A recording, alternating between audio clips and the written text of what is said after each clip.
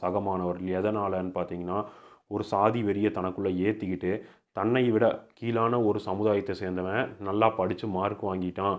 நல்ல முதல் இடத்துல இருக்கிறான். வாத்தியாரெல்லாம் அந்த பையன பாராட்டுறாங்க. "சின்னதுரை மாரி இரு" அப்படின்னு எல்லாத்தையும் சொல்றாங்கன்னு ஒரு காரணத்துக்காக, அந்த தம்பிய அடித்து, துன்புறுத்தி தினமும் அந்த பையன வந்து பாலியல் ரீதியா டார்ச்சர் பண்ணி, அது போக எடுத்துட்டு வர ஸ்நாக்ஸை காசை எல்லாம் புடுங்கி, இந்த மாரி "நீ மறுபடியும் வீட்ல காசு கேட்டு வாங்கிட்டு வான்னுலாம்" சொல்லி மிரட்டி, பல டார்ச்சர்கள் அந்த பையனுக்கு குடுத்து, அப்புறம் அந்த பையன் ஸ்கூலுக்கு போகாம இருந்து, சென்னைக்கு டிக்கெட் எடுத்துட்டு அங்க வேலைக்கு போற மாரி இருந்தும், கடைசியில அவங்க அம்மா போய் "ஏன்டா ஸ்கூலுக்கு போமாட்டேங்கிற? நல்லா படிக்கிறீலன்னு?" கேட்டதுக்கப்புறம், இந்த மாரி பிரச்சனை இருக்குன்னு சொன்னோன்னே, போய் ஸ்கூல்ல அவங்க கம்ப்ளைண்ட் பண்ணோன்னே, மாஸ்டர்ஸ் எல்லாம் பிடி மாஸ்டர்ஸ்லாம் கூப்பிட்டு அந்த சக மாணவர்கள கண்டிச்சனால, "நீ என்ன சொல்லிக் குடுக்குற அளவுக்கு வந்துட்டியான்னு" சொல்லி ஒரு சாதி வெறி தலைக்கு ஏறி, அந்த மாணவன் தம்பிய போய் வெட்டுனாங்க.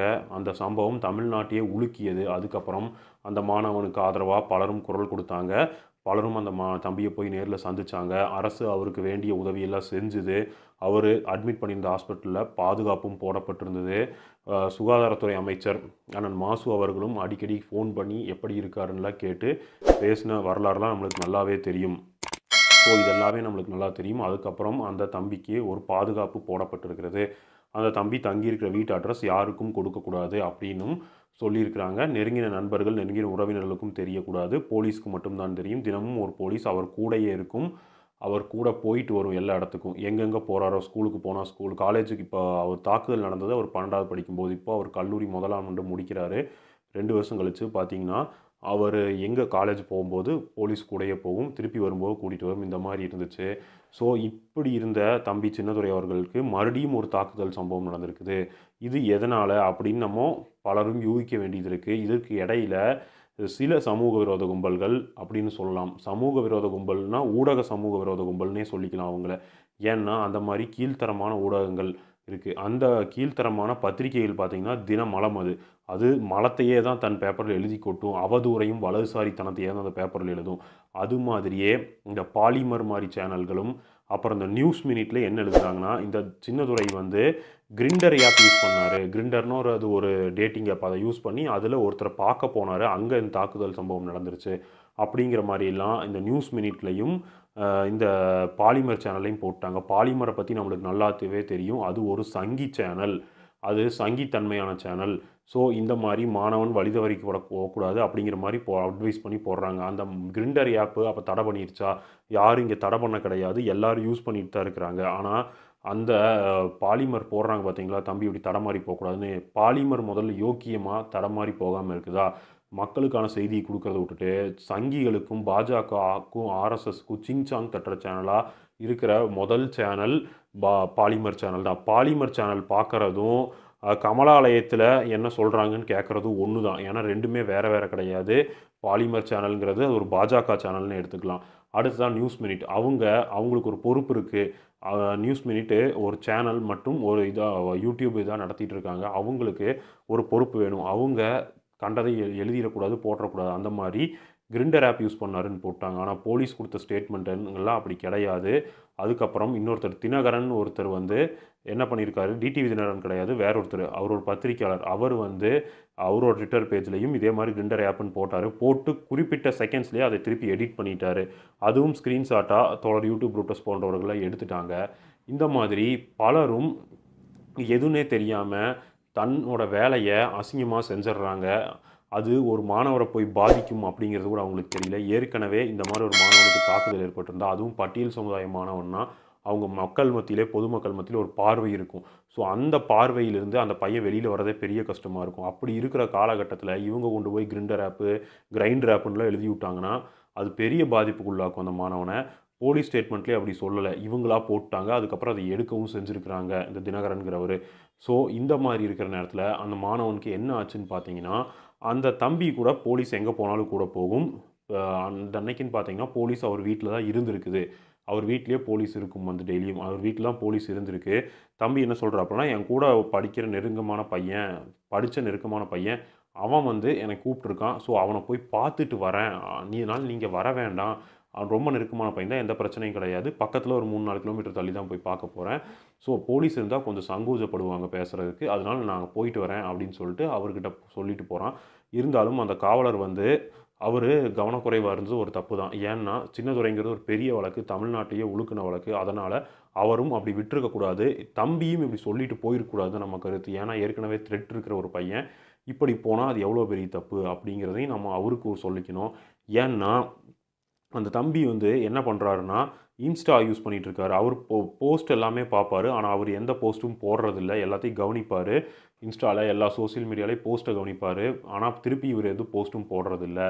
அது மாதிரி அங்கே இருக்கிற சோசியல் ஆக்டிவிஸ்ட்ஸு எல்லாருமே என்ன போஸ்ட் போட்டாலும் அதை பார்த்துட்டு கூப்பிட்டு பாராட்டக்கூடிய பழக்கமும் அவருக்கு இருக்குது. அது மாதிரி முருகன் கண்ணான் அங்கே ஒரு விசிகாவை சேர்ந்த நபர். அவர் ஒரு சோசியல் ஆக்டிவிஸ்ட்டாகவும் இருக்கார். அவருக்கு என்ன பணினா எல்லா ஸ்கூல்கள்லையும் கல்லூரிகள்லையும் பார்த்தீங்கன்னா பட்டியல் பழங்குடி மாணவர்கள் படிக்கிறதுக்குன்னு நிதியை இந்தியன் கவர்மெண்ட் ஒதுக்கும், தமிழ்நாடு கவர்மெண்ட் ஒதுக்கும். அந்த நிதியெல்லாம் ஒழுங்காக வருதா, அந்த மாணவர்களுக்கு உண்டான செயல்படுத்தப்படுதான்னு ஒவ்வொரு ஸ்கூல்லையும் கிராமத்துலேயும் போய் தினமும் பயணப்பட்டு தினமும் அந்த வேலையை அவர் கவனிக்கிறது தான் அவருக்கு. அவரோட ஐடியில் போய் பார்த்தீங்கனாலே தெரியும் அவர் என்னென்ன போட்டிருப்பாருன்னு. ஸோ அந்த முருகன் கண்ணா தான் முதல்ல இவர் வெட்டுப்பட்டும் போது போய் அருகில் நின்று இவருக்கான சட்ட உதவிகள் செஞ்சு பக்கபலமாக இருந்தார். ஸோ அந்த முருகன் கண்ணா என்ன சொல்கிறாருன்னா, சதீஷ்குமார்னு இவர் கூட படித்த பையன் இன்ஸ்டாவில் இவர் கூட பேசியிருக்கான். பேசும்போது இந்த மாதிரி எங்கள் அக்காவுக்கு மேரேஜு, பத்திரிக்கை கொடுக்கணும் வரேன் இருக்கான், வீட்டுக்கு சொல்லுன்னு இருக்கான், வீடு தான் அட்ரஸ் சொல்லக்கூடாதுன்னு போலீஸ் இவருக்கு தெளிவாக சொல்லியிருக்குது. அதனால் நீ ஒரு இடத்துக்கு வா, நான் வந்து கொடுக்குறேன் அப்படின்னு இருக்காப்புல. ஸோ அந்த இடத்துக்கு வர சொன்னப்போ அவர் கூட அந்த அவர் படித்ததாக சொன்னால் பார்த்தீங்களா நண்பன், அவர் இல்லை. அதனால் அந்த இடத்துல சில கும்பல்கள் இருக்குது. அவங்க கையில் அருவாள் இருந்திருக்கு, முள் கம்பியும் இருந்திருக்கு. அதை வச்சு அந்த தம்பி சின்னதுரையை தாக்கியிருக்கிறாங்க. அப்புறம் தப்பித்து ஓடி ஒரு வீட்டு கதவை தட்டியிருக்கிறாங்க. அங்கிருந்து வெளியில் வந்தோன்னா அந்த கும்பல் ஓடிருச்சு. ஸோ இது வந்து மிரட்டும் தொனியா இல்லை என்னங்கிறது தெரியல. பழைய அந்த கும்பலாங்கிறதும் தெரியல. ஏன்னா தம்பி சின்னதுரையை வெட்டுனாங்க பார்த்தீங்களா, அப்போ அந்த வெட்டுப்பட்டப்போ அங்கே போய் அவர் சாட்சி சொன்னார் பார்த்தீங்களா, அந்த சாட்சி சின்னதுரை அவர் மட்டும்தான் சொல்லியிருக்காரு. சின்னதுரையோட தங்கையும் அவங்க பெற்றோரும் சொல்ல அது ட்ரையல்லையே தான் இருக்குது.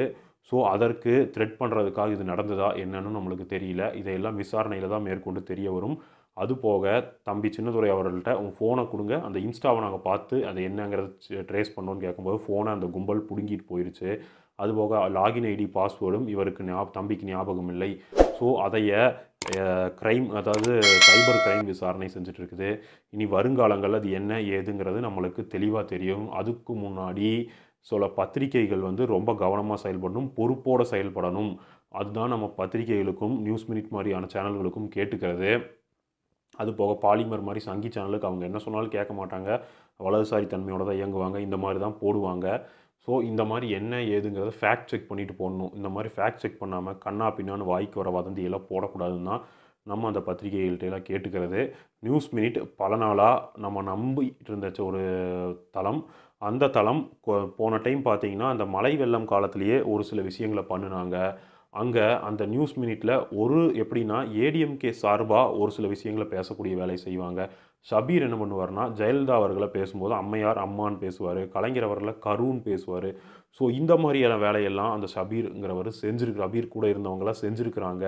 ஸோ நியூஸ் மினிட் மேலே ஒரு சில விமர்சன பார்வை நம்மளுக்கு இருந்துக்கிட்டே தான் இருக்குது. இருந்தாலும் அவங்க இந்த ஒரு பொறுப்போடு செயல்படணும். ஏன்னா இது ஒரு மாணவனோட வாழ்க்கையை பற்றி போடும்போது தப்பாக போட்டால் அது அவனுக்கு எவ்வளோ பாதிக்கும். ஏற்கனவே அவன் பாதிப்பிலிருந்து வந்தவன்.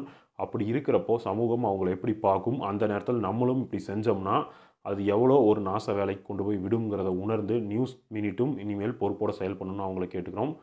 ஸோ இந்த தம்பி வருங்காலங்களில் கவனமாக இருக்கணும். இந்த மாதிரி நான் வெளியில் போயிட்டு வரேன், காவல்துறையை மீறி போகிறதுங்கிறது பெரிய தப்பு அப்படிங்கிறத நம்ம தம்பிக்கிட்ட சொல்லிக்கணும். காவல்துறையும் இன்னும் கவனமாக இருக்கணும். ஏன்னா சின்ன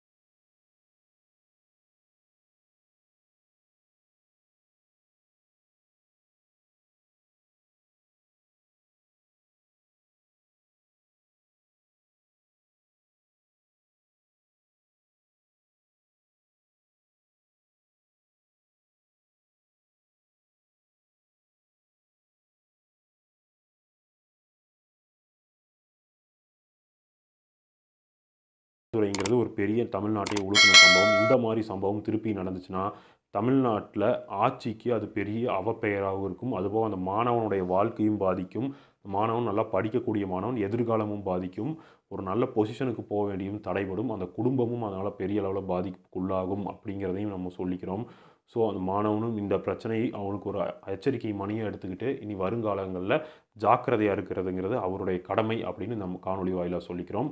ஸோ இது போக அரசியல் சார்ந்த நிகழ்வுலாம் தெரிஞ்சுக்கணும்னா மறக்காமல் சமத்துவம் சேனலை சப்ஸ்கிரைப் பண்ணி உங்கள் ஆதரவை கொடுங்க. இந்த காணொலி எல்லாத்துக்கும் ஷேர் பண்ணுங்கள். அடுத்த காணொலியில் சந்திப்போம். நன்றி, வணக்கம்.